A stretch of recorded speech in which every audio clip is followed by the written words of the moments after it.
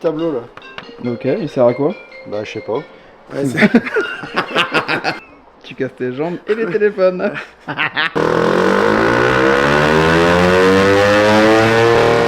TMX2K avec 50 Factory. Retrouvez toute la gamme de pièces Athena sur 50factory.com. Bonjour à tous et bienvenue sur MX2K. Salut Thibaut. Salut Antoine. Et ben Thibaut, pour ceux qui ne le connaissent pas, enfin vous devez impérativement le connaître parce que déjà ça fait plusieurs vidéos qu'on fait. Tu sais tout faire. Aujourd'hui on va déballer ce qu'il y a dans cette boîte, mais peut-être que vous connaissez le sable et accessoirement Thibaut a la maladie incurable qui est de faire tous les all shots. T'en as laissé aucun à personne. Ouais, c'est cool. C'est mon petit délire. On n'arrive pas à faire de podium, donc on fait au moins les all shots et puis bah, c'est bien quoi. Il n'y a pas besoin de trop d'entraînement pour ça, donc c'est cool. Bah, t'aurais pu profiter de argent, gloire et femme, mais non, tu te contentes pas de ça. De jeter la moto, tu arrives même faire un tour devant Van Beveren au Touquet. Ouais, ça c'est cool, ouais. C'est cool. Une petite satisfaction personnelle, ouais, c'est bien, c'est sympa. Ouais. On pourrait faire tes louanges toute la journée, mais aujourd'hui on a beaucoup de boulot parce qu'on a un kit 300 Athena à monter sur une Honda. On a peut-être une Yam qui va être derrière. On va voir si on a le temps parce qu'il y a quand même un sacré boulot. Ouais. Et un kit 300, moi au départ j'étais pas trop chaud pour en faire parce que ça fait sauter d'une catégorie. Mais mine de rien, c'est peut-être un peu l'intervalle entre le 2,5 et le 4,5. À chaque fois qu'on monte sur une 350 KT, on en est séduit. Et peut-être que sur une japonaise, c'est pas tout mal. Qu'est-ce que tu en penses, Théo ? Ouais, non, c'est sûr, il y a beaucoup de gens qui sont un peu entre les deux cylindrés. La 450 c'est trop, la 2,5 c'est pas assez par rapport à l'utilisation ou le gabarit. Voilà, il y a des gens qui aiment pas du tout KT, donc qui préfèrent les japonaises et ils voudraient bien avoir la cylindre intermédiaire. Donc ça peut être la bonne option pour pallier à tout ça. Et puis même pour les gens qui sont en loisir, qui roulent avec des gens qui ont des 450 qui sont plaisir, mais qui eux n'ont pas forcément le plaisir avec la 4,5, donc ça permet de rajouter un peu de puissance, un peu de couple, sans partir dans les extrêmes de la moto, donc ouais, ça peut être une bonne solution. Bon bah écoute, on va monter ça tout de suite. On va d'abord faire des tirages au banc pour voir d'origine combien la moto est faite. On va en profiter pour analyser les données constructeurs, parce que normalement elle doit faire 46 chevaux. Bon, même s'il y a un petit pétard déjà dessus à Krapovic. Ouais, il y a déjà la ligne Acra, ouais, c'est la seule pièce qu'il y a dessus, donc on va pouvoir comparer un petit peu. Et après on verra ça une fois le fameux kit me. Bon, c'est parti pour le passage au banc. Pour ceux qui n'avaient pas vu la vidéo avec la SUS qui était aussi très enrichissante, on va recommencer. Thibaut, on la passe comme ça la moto ou il y a une manip à faire? Bah non, il y a quand même un petit peu de boulot à faire. Donc on va changer le pneu. Donc nous on a une roue qui est déjà prête pour le vent, donc on va mettre un pneu lisse. Parce que sinon sur le rouleau avec les crampons, bah, ça saute. Ah ouais, et tu perds la puissance. Tu perds la puissance et puis quand tu passes la moto sur le banc avec toi dessus, c'est pas agréable. Tu peux aller dans le mur. C'est pas agréable, donc voilà, on va mettre le pneu. Après on va monter la moto sur le banc, donc ça on verra dans une deuxième partie. On va paramétrer le banc par rapport à la moto pour avoir les valeurs exactes. Et puis quand on fait de l'optimisation moteur pour vraiment aller chercher la performance, on vient souder une sonde, un support de douille sur le collecteur d'échappement, donc environ à 30 cm de la sortie de culasse. Et puis après on y branche une sonde lambda, ce qui va nous permettre d'analyser les gaz d'échappement, donc le mélange air-fuel ratio, et donc avec le taux d'oxygène qu'il y a sur la lambda. Et puis avec ça nous permet de régler donc, le boîtier au niveau de l'injection. Donc là, aujourd'hui, on ne va pas le faire sur cette moto puisque l'idée, c'est de monter un kit plug and play que Athena vend.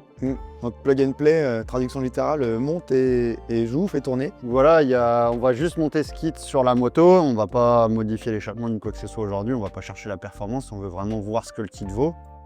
Et puis, on va rentrer les paramètres que Athena donne dans le boîtier d'origine. Et puis voilà, let's go. Et ben c'est parti. Là, il est donc plug and play. Donc branché et joué, 8h33. Combien de temps le branchement fait? On va voir. Allez.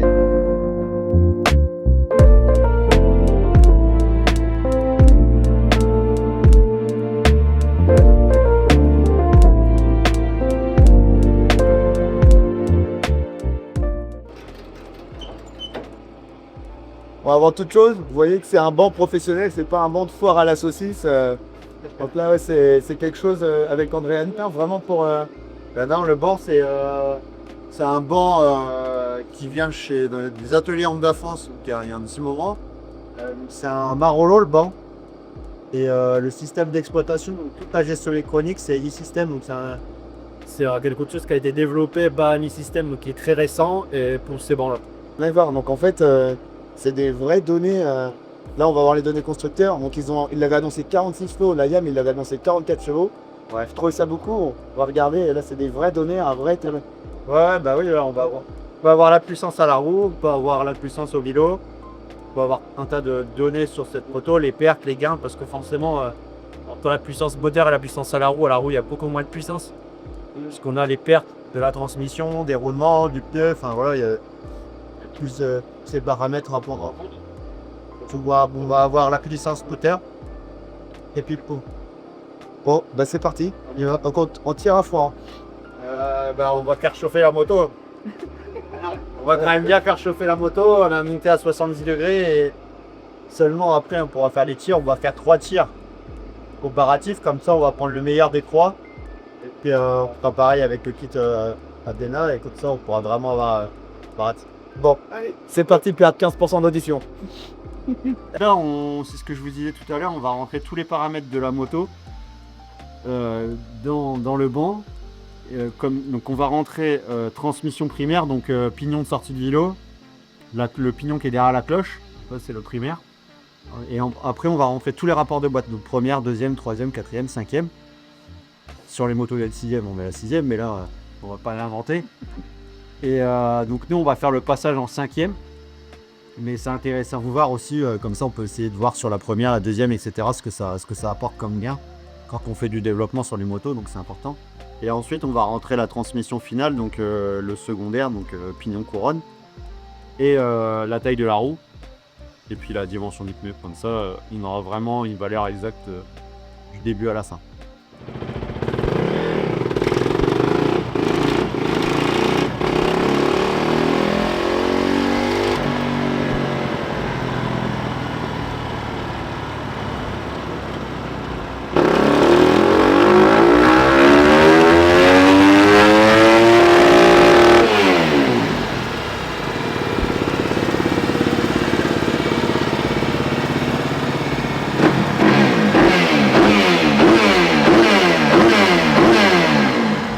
Antoine, il avait pas trop mal appris sa leçon au niveau de la puissance sur la CRF.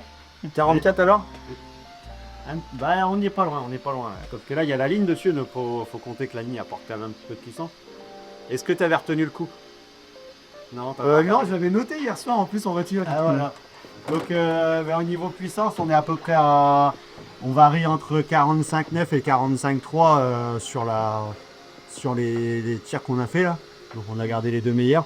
On est à 3 mètres kg de couple et 3,1 mètres voilà, sur la plus forte. Donc on a fait une moto qui est assez stable. Et donc si on était à 44 chevaux pour lui donner constructeur, c'est ce qui vous semble avoir déjà vu au banc. La ligne elle apporte à peu près un cheval et demi, donc c'est quand même pas mal. Ouais, bah en fait, c'était ce que tu avais dit pour la vidéo SUS. C'est 1000 € le cheval. Donc faut réfléchir un peu avant d'agrandir le troupeau parce que ça coûte cher. Mais voilà, on va voir ce que ça donne avec les 761 € de kit Athéna 300. Bon Antoine, j'ai entendu dire que tu cherchais un maître d'apprentissage pour te mettre à la mécanique, bah allez, à toi de part. Tu veux perdre des clients et dans le temps vie. Paraissait en bonne santé la moto, là le but c'est pas de la mettre en panne. Ouais. Non bon allez, on va mettre le pône en route et puis c'est parti, on monte tout ça. Ouais, là il est 9h38, ça fait des belles images au banc. Et là c'est parti, on y va là. Bon, je te la rends. Ouais, c'est mieux. Antoine, allez. Tiens, mal ça.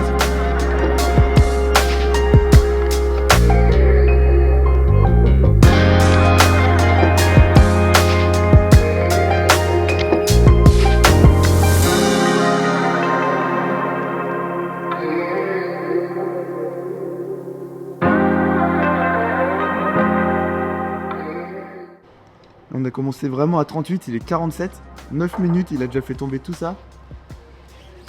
Si ma femme voit la vidéo, elle va me défoncer parce que moi j'aurais mis une demi-journée.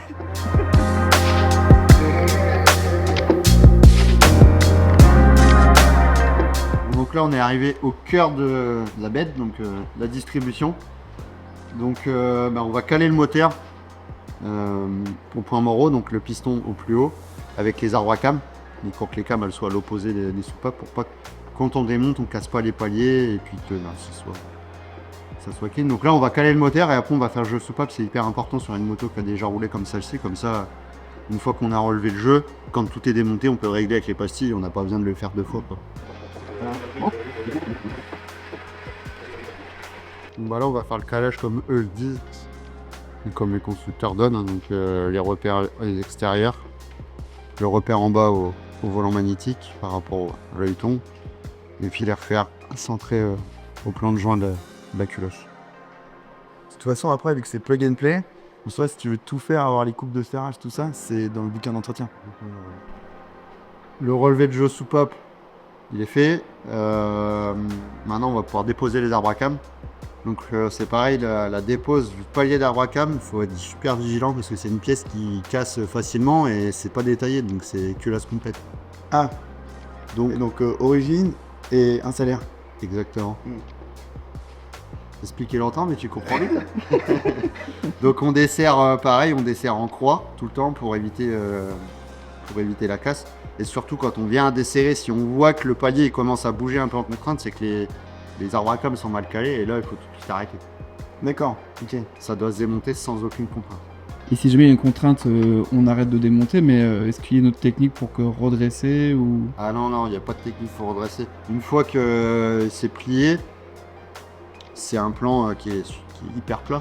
Donc une fois que c'est plié, c'est de l'alu. Si on redresse, on a une chance sur deux pour que ça pète. Donc, Ok.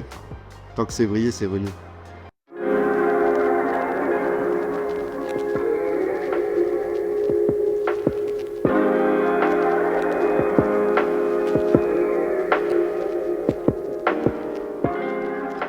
Pour les gens qui ont encore des doutes sur leur calage, etc., vous pouvez faire un point de repère au Fatco blanc, par exemple, sur l'arbre à cam et la chaîne de distrib, si vous ne changez pas la chaîne, comme ça, en métage.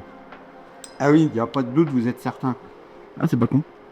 question subsidiaire, les traitements sur les arbres à cam, c'est masturbation mentale ou c'est vraiment bien? Non, bah encore une fois, ça dépend de ce qu'on recherche. Quand on se dit, bah, je vais faire que les traitements sur les arbres à cam, ça rase. Par contre, quand on a un gros moteur et qu'on cherche vraiment la performance, à la moindre petite aspérité, etc., on la gomme et on veut vraiment avoir un truc top, oui, ça vaut le coup de le faire. Par exemple, sur la Suzuki de Nicolas Dercourt, quand on a fait le moteur pour le sable, on a des arbres à cam qui valent quand même assez cher. Donc il est bien traité, au moins ça fiabilise l'arbre à cam et dans la durée, dans le temps, l'arbre à cam il va pouvoir durer plus longtemps. Donc oui, dans ces cas-là, c'est efficace. Par contre, sur une moto de série, si on se dit bah, je fais les arbres à cam, le gain il est quasiment zéro. Ah ouais. T'as plus de fait à mettre un boîtier ou en l'occurrence un petit. Voilà, surtout qu'on a déjà les linguets sur les CRF ou sur les KT qui sont déjà traités DLC. Ça, c'est une pièce obligatoire vu que c'est une pièce qui a énormément de friction et de mouvement, donc ils sont traités à chaque fois. Donc non, un traitement d'arbre à cam, j'en vois pas l'intérêt. Sur une moto de série, je pars. Pour les gens, c'est pareil, qui savent pas l'arbre à cam, lequel est l'admission, quel est l'échappement. Parce que c'est vrai, quand on remonte, nous, on connaît tellement qu'on sait où ça va. Parce que là, moi, comme de base, Mais en toit, par exemple, je te donne les deux arbres à cam, lequel est l'admission, quel est l'échappement. celui-là, c'est l'admission. Voilà, pourquoi. C'était du hasard. Voilà. De toute façon, une chance sur deux. Mais ouais, tu vas jouer au loto. Non, donc ça, c'est bien l'arbre à cam d'admission. Comment on reconnaît? Simplement, sur l'arbre à cam d'échappement, il y a toujours un décompresseur automatique. D'accord, donc c'est. Techniquement, c'est ça le décompresseur. Voilà, sauf sur les KT, c'est différent, mais sur toutes les japonaises, entre guillemets, que je connais, les Kawa, les Suzuki, les Honda, les Yann, il y a un décompresseur automatique. Donc ça vient ouvrir une soupape sur le démarrage du moteur pour aider un petit peu le démarrage. Et une fois que le moteur est démarré, ça vient s'effacer avec la portion CFU. D'accord. On a fonctionné normal. Donc sur les vieilles YAM des années 2005 jusqu'à 2013, le petite tirette, c'était ça qu'on venait tirer en fait. Non, il y avait déjà le décompresseur automatique. La petite tirette sur les 2013, c'est un starter à chaud. D'accord, ok. Voilà. Par contre, il y a eu des motos où là, oui, il y avait un décompresseur, mais ça, c'est encore plus vieux.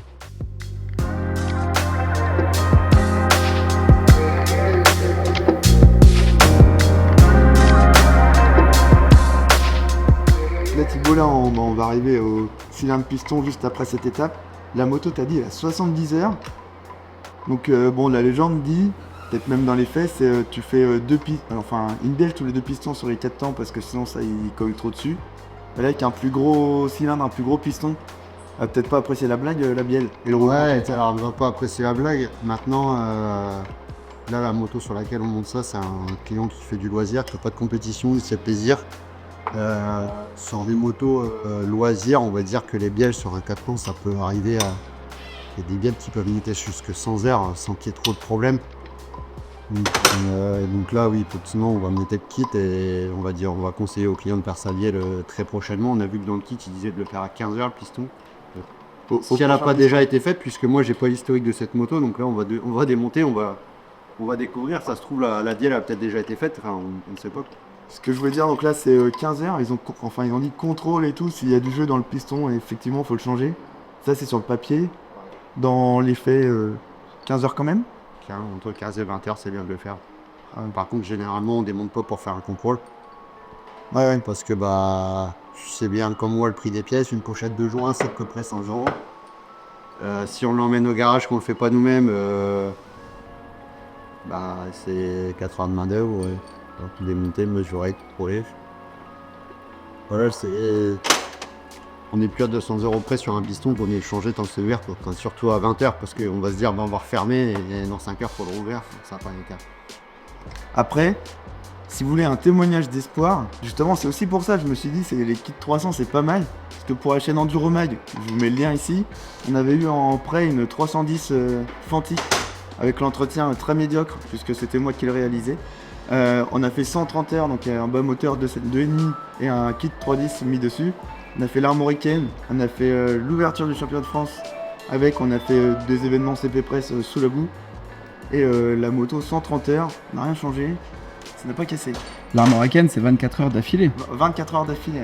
Donc la même huile pendant 24 Dans heures. une poussière sans remplacement de filtre. 110 exactement. Ah ouais. Remplacement de filtre. Et le moteur, il fumait un peu à la fin. C'est pas en pleine forme, mais il n'a pas cassé.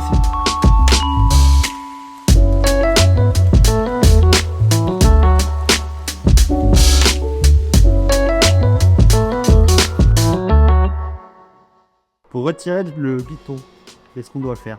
On prend un marteau et un burin. Non, sans parler de ça. Alors, il faut prendre toutes les précautions nécessaires pour pas mettre un circuit ou quoi que ce soit dans le bas. Ah ouais, ça. Sinon, on va faire la vidéo en 2 jours en fait. Voilà. Première chose, on va mettre du config dans le remplacement du bas moteur pour éviter que on sorte de clips. Ça peut arriver, hein, qu'il saute et puis qu'il pine dedans et puis là. Et là, t'es là, la lampe, au machin, tu retournes la moto, et puis tu finis par sortir le moteur et le lever en deux parce que tu crois. Là, Pour démonter, on prend des petits outils de dentiste. Non, on a des petits outils pointus, genre pointe à tracer. Un petit tournevis plat, ça fait le boulot. Pour retirer vite le clips.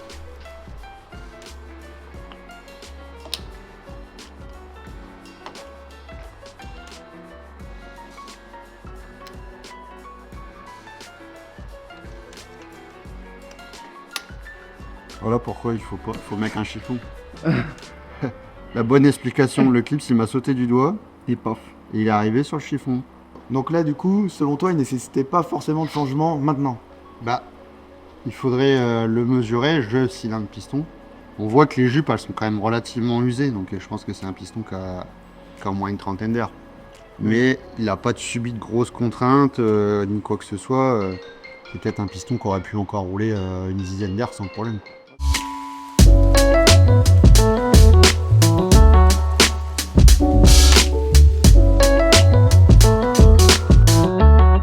Là, vous voyez bien, donc ça c'est le cylindre 300. Donc effectivement, vous avez un rechemisage avec un traitement Nicasil dedans. C'est bien ça, Thibaut? Et là, vous voyez, avec l'origine, c'était monobloc. Donc du coup, voilà, et là, on voit que effectivement le trou est plus gros. Et là, il passe vraiment simplement dedans. Donc, Alors, on voit que, si tu veux, si on regarde bien, on voit que les passages sont plus petits.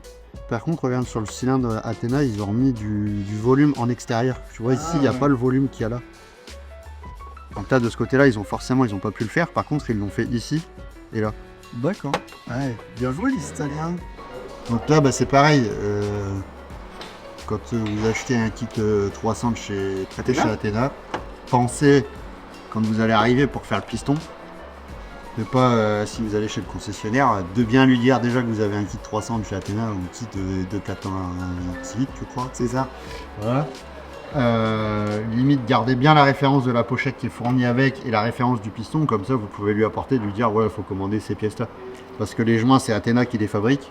On peut pas commander une pochette chez Beer avec des marques que Beer distribue ou voilà, ou d'autres fabricants. Et dire ça va aller dessus. Non, c'est pas la même. La lésage. Donc le joint d'en base, j'ai regardé hier sur l'autre moto. Voilà, ça se monte sur celui-ci ou sur l'origine, c'est le même joint d'en base. Par contre, après, il y a les passages d'eau. Bah, les passages d'eau sur le joint d'en base, ils jouent pas. Vu qu'on a dit que au niveau de l'alésage extérieur sur le joint d'en base, ils y touchaient pas. Ah bah oui. Donc on n'a pas de souci là-dessus. Par contre, c'est surtout le joint de culasse qui est vraiment différent. Là, on voit, si on prend le cylindre d'origine et qu'on met le joint de culasse Athena, on voit clairement que bah là, ici en haut, ça pose problème, quoi. L'étanchéité, elle va pas être bonne si on monte comme ça. Donc inversement, sur le cylindre Athena, si on met pas le joint d'en base qui est fourni avec, les passages d'eau, comme tu disais tout à l'heure, sont pas les bons. Et du coup, l'alésage, là, tout est parfait.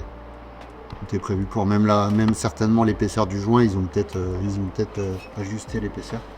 Ouais, donc faites bien gaffe. Et important, bien remettre les joints qu'ils fournissent avec le kit. C'est que en fait, c'est pas la prise d'otage. Ils auraient pu mettre, bon bah voilà, maintenant que tu as ton kit, si tu veux changer ton piston, bah ta pochette de joint, ça te coûte 150, 200 balles. Non, ils ont fait une pochette.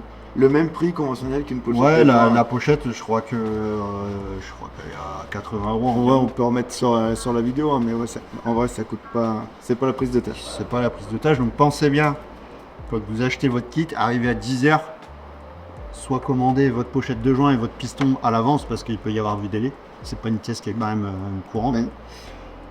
Et pensez bien à redonner la référence de la pochette, du piston. Donc si vous faites votre piston toutes les 15-20 heures, normalement s'il n'y a pas eu d'usure anormale, vous démontez, vous remettez la même cote de piston. Enfin, il y a très peu de chances que la cote allait bouger. Donc là, j'ai remis un clips côté chaîne du distrib, comme ça on n'aura pas besoin d'aller accéder. Voilà. Donc on remet un petit peu d'huile sur l'axe.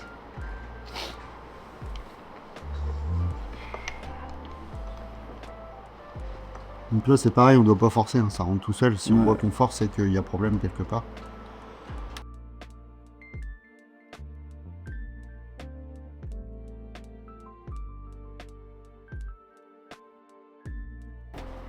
Donc il faut les tiercer les segments, donc ça ils l'écrivent aussi sur La notice. sur la notice. Donc pourquoi les tiercer? Parce que simplement on C'est quoi tiercer? On appelle ça comme ça. En fait, on a en réalité 4 segments à mettre, mais en réalité ça fait que 2 parce qu'il y a un segment racleur qui est en 3 parties. Donc le racleur, c'est celui qui fait le graissage pour l'huile et l'étanchéité en fait entre le segment coupe-feu et celui-ci. Donc on pourrait se dire, on va bien faire, on va aligner tous les segments les uns avec les autres. Sauf que si on fait ça au niveau de la coupe du segment, on va avoir une perte d'étanchéité, de compression et d'huile. Donc du coup, on les tierce à 10-120 degrés. Voilà, ce qui évite de... Ah oui, ok. Voilà, comme ça, Donc un tiers de tour chacun par rapport. C'est voilà, ça. comme ça, il n'y a plus de perte d'huile ni de compression. Donc toujours le segment racleur ondulé qui va au milieu. De toute façon, tu peux pas te tromper avec les gorges. Il n'y a pas de gorge sur le 4 temps. Justement, c'est pour ça qu'il faut bien tiercer les gorges sur le 2 temps. Ils sont juste là pour pas que le segment il tourne et puis qu'il monte dans un transfert.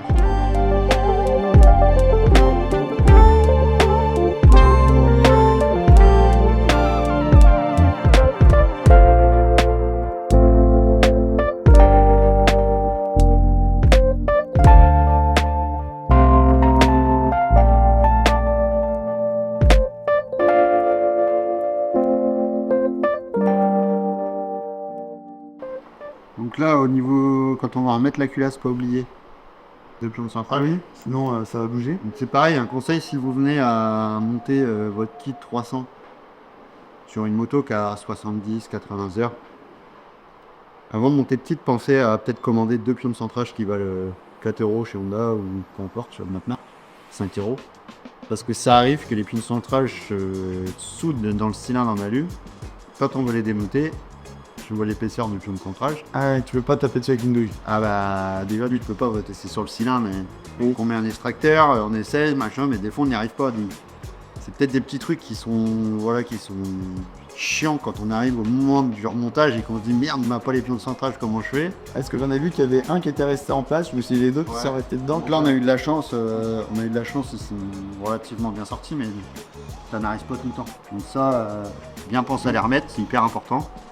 Et pourquoi pas commander sur une moto sur une moto neuve, ça pose pas de problème, mais sur une moto qui a déjà une paire d'heures, ça peut être la bonne solution de les commander à l'avance. La culasse, on a nettoyé, on a fait le flanc de joint propre préalablement, donc là on va remettre la culasse. Ouh, on n'a pas si qui est soulevée, voilà. Heureusement, pas tout meilleur moteur.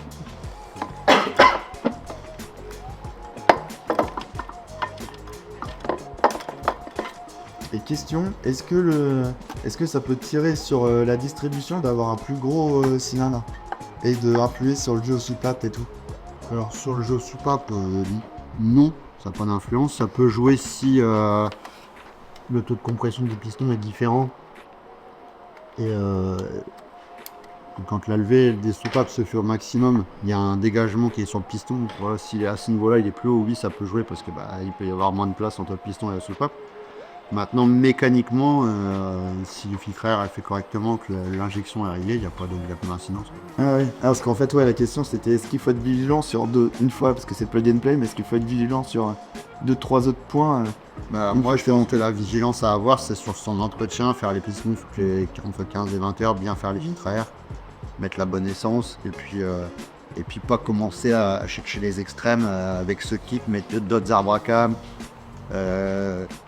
ou je sais pas, changer la corde du vélo, changer la biette. Je pense qu'il faut, si on met ce kit, il faut vraiment rester sur une moto relativement d'origine avec une ligne d'échappement et pas plus. On prend la clé dynamo, on la règle au couple en sous terre et il sert en proie. Super important.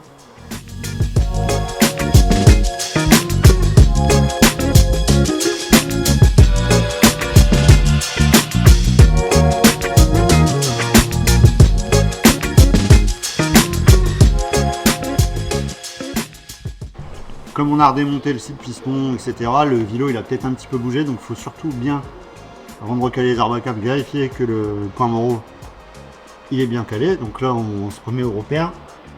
Antoine, tu as des meilleurs yeux que moi, vas-y vérifie. Je suis daltonien. Bah bon, ils sont ni rouge ni vert, les repères. Et par contre, du coup, toi, comme tu disais, on peut là, avec un coup de marqueur blanc sur la chaîne, avoir notre repère que l'on a fait. Il faut faire 2 repères sur les 2 arbres à cam aux extrémités. Ok.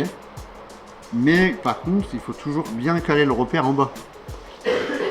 Parce que si tu as fait 2 repères sur ta chaîne mais que ton vibrolien il a fait un tour par exemple, tes repères ils sont plus au bon endroit. Ok, ouais, Donc il faut surtout, si on fait les repères, éviter de bouger le vilebrequin, se remettre au repère en bas. Et là, normalement, nos repères étaient en face. Quand vous en mettez vos arbres à cam, il faut toujours tendre le brin de chaîne de distribution qui est opposé au tendeur. Pourquoi? Parce que ce brin-là, il est toujours tendu. Et le brin du tendeur, il va venir être tendu mécaniquement avec le tendeur après en fait. Donc pour pas avoir de faux calage ou de problème dans notre calage, on vient mettre toujours le brin de chaîne qui est opposé au tendeur en premier. Donc là en l'occurrence on va mettre l'arbre à cam d'échappement en premier. Bien se mettre sur nous.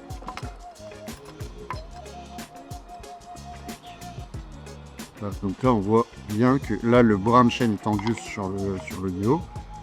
Donc là on a les 2 repères qui sont ils arrivent au plan de joint. Voilà. Et donc là on va pouvoir venir mettre le deuxième arbre à cam. Pareil, toujours en tendant.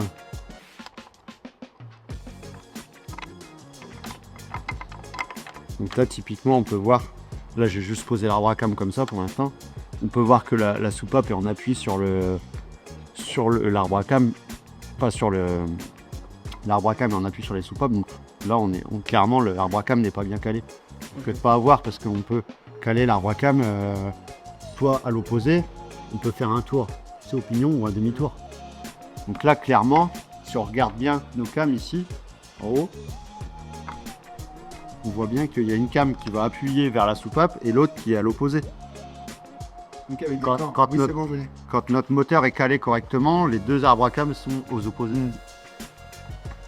Donc là, clairement, ça peut être une erreur pour quelqu'un qui a jamais démonté à ne pas faire au remontage. Et dans le cas échéant, ça fait quoi quand c'est le démarrer? Ah bah là déjà, la première des choses, quand on n'est pas sûr, c'est de pas mettre un coup de démarreur. Sinon, Ta soupape est. ça risque de bloquer. Mais par contre, oui,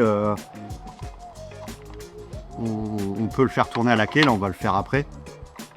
On va le faire tourner à la clé après, comme ça, on va pouvoir vraiment se rendre compte. Et on va pouvoir vraiment se rendre compte. Et au moins, ça permet de voir si le moteur est bien libre avant de lancer au démarrage.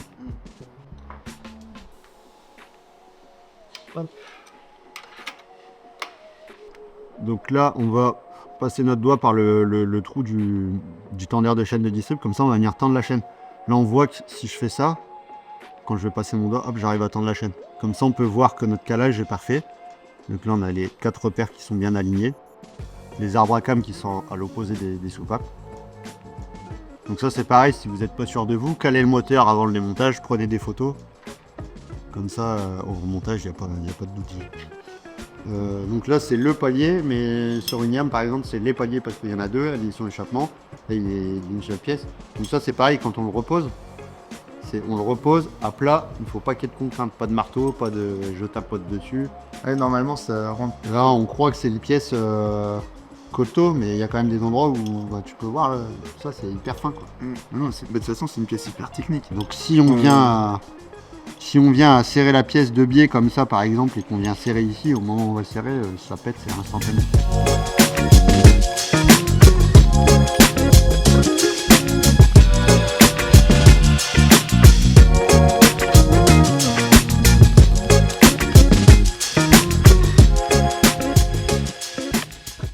Comment remonter notre tendeur? Parce que là du coup le tendeur il est déployé à fond.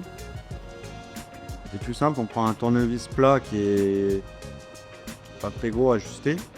Et là, on vient serrer. Oui. On vient serrer notre tournevis et ça fait rentrer notre tendeur en fait. D'accord. Voilà, faut le mettre sur... Non, on ne le met pas sur un étau pour forcer et le rentrer. Donc là, une fois qu'on est arrivé quasiment au bout, on vient forcer vraiment fort. Et là, ça vient bloquer notre tendeur. Et là, il est bloqué. Donc en position rentrée maximum. On va pouvoir le remonter sur la moto. Et une fois qu'il va être remonté serré à sa position, on va desserrer le tendeur et hop, il va venir se plaquer tout seul.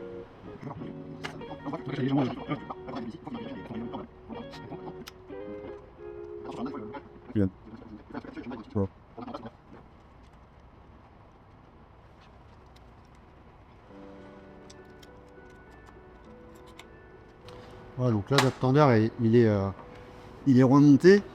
Donc là, je viens juste passer. Donc là, on voit bien que notre chaîne, elle est flottante. Je viens juste repasser mon tournevis. Et là, pourquoi on dit tendeur automatique? Parce que quand on va déclencher notre tendeur, il va tendre la chaîne automatiquement à la bonne tension. Donc là, on voit bien. Tac. Et là, regardez, quand je déclenche le tendeur, hop, on voit la chaîne qui se tend automatiquement. Donc là, elle a la bonne tension et le moteur, il va fonctionner correctement sans endommager la chaîne. Avant de tout remonter et de dire bon bah c'est bon, notre moto, on remet les plastiques, on remet l'eau, elle va démarrer. On va prendre le temps de vérifier quand même que le moteur il tourne bien et qu'il n'y ait pas de point dur et que voilà, on est tout bien remonté. Donc là, S'il y a un point dur, c'est-à-dire que le calage est mal fait. ah ouais, si on sent un truc qui raccroche ou qui claque, c'est pas bon. Donc là, on voit que tout est libre. Il n'y a pas de problème. Antoine, je te laisse aller vérifier de l'autre côté si les repères ils sont... Emboîtant, bien sûr. au bon endroit. Oui. Bon. Un petit tube de pâte à joint Ah, bah voilà, là on y est. pour remettre sur les 2 minutes du joint de cache arbre à cam. D'accord. Voilà, on en met sur toute cette partie ici. Parce que bah, forcément, le cache arbre à cam, il appuie sur une surface plane et ici, c'est un peu en contrebas et il arrive que les joints plaquent pas bien et que l'huile, elle arrive à passer ici. On le voit l'été là quand ça plaque la poussière là. Voilà. Oh, tu dis que ta moto est à des heures. Bah pas forcément, il y a des motos neuves sur lesquelles ça peut arriver. Donc c'est pas bien méchant parce que c'est vraiment un tout petit peu d'huile qui sort par là, mais ça Mais légèrement. Donc c'est pareil, hein, prenez une pâte qui résiste à 180 degrés minimum aux hydrocarbures. Parce que des fois on voit les mecs qui font ça avec de la pâte à joint bleu de plombier et au silicone, et quand tu mets la pâte dessus, la première tache d'huile, la pâte elle fait ça et puis ça descend partout dans le moteur, quoi.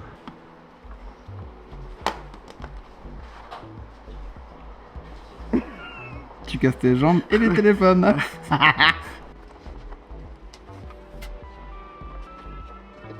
Oh bah merci. En plus, t'as amorcé la pompe.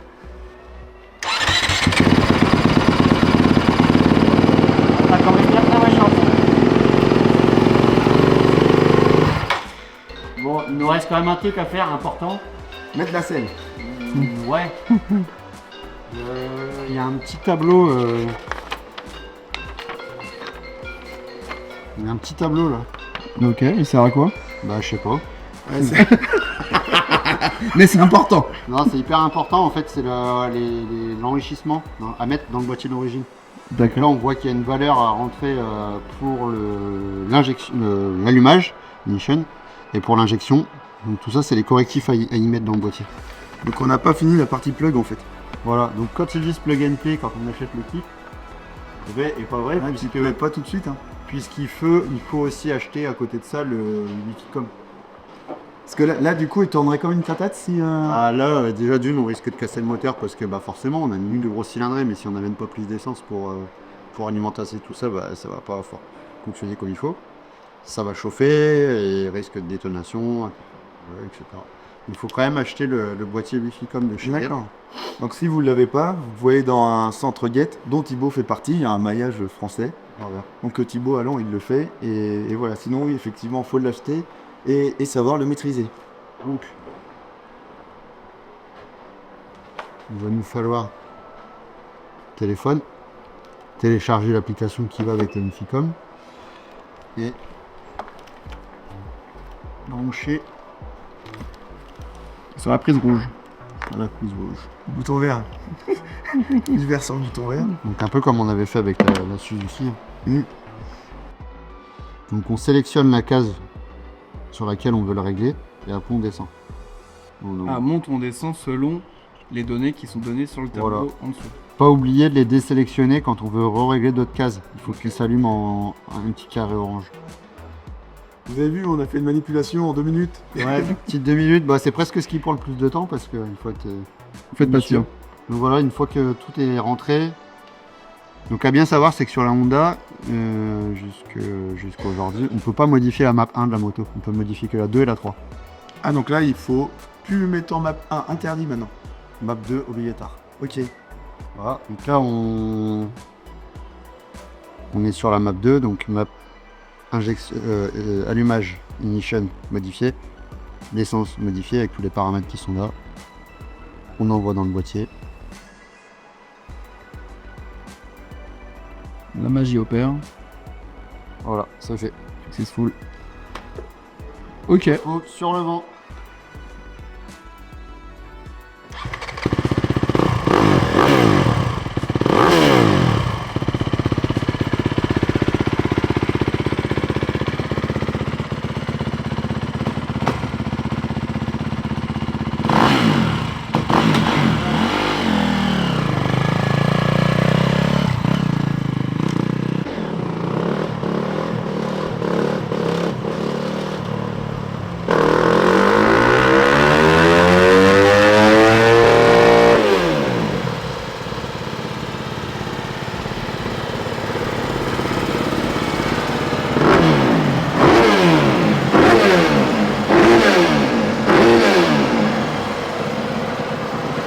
Résultat des courses, on doit une moto très performante à moindre.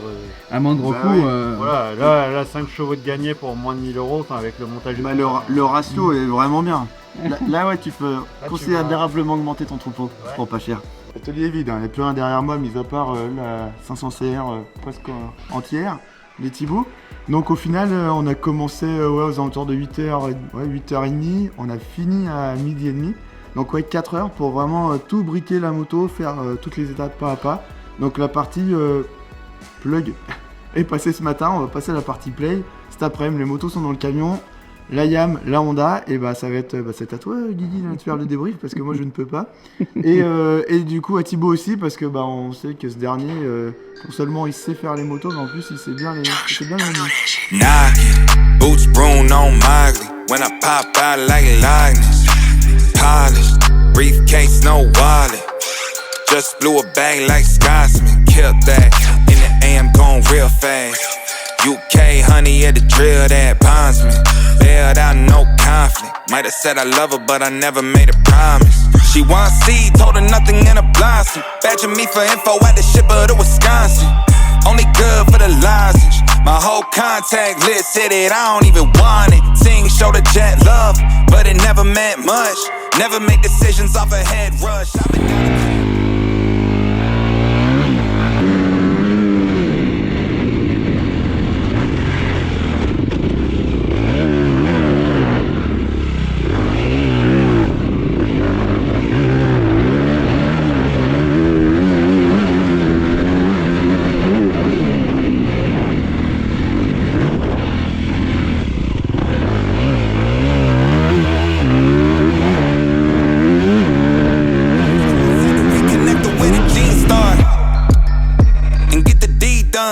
expecting me to switch when I receive love. Gotta let the marathon run its natural course.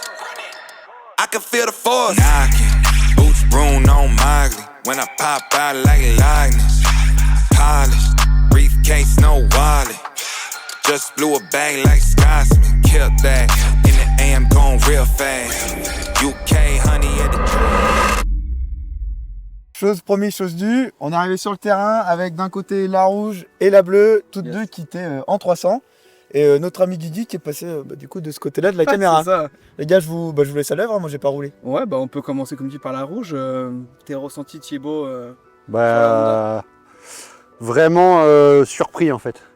Ouais, bluffé, surpris. Je m'attendais pas du tout à ça. Dans le sens où la Honda, on sait que c'est pas la plus puissante de toutes les 2,5. C'est une moto qui est facile à conduire, mais voilà, qui est un peu, qui poumonne un peu des fois. On a l'impression qu'il manque quelque chose pour voilà, le coup de pétard qui fait que des fois on peut sortir du virage un peu plus facilement. Ben, on a beau mettre une ligne, un boîtier et tout, on n'a pas, on arrive à améliorer la moto, mais on n'a pas un truc vraiment différent.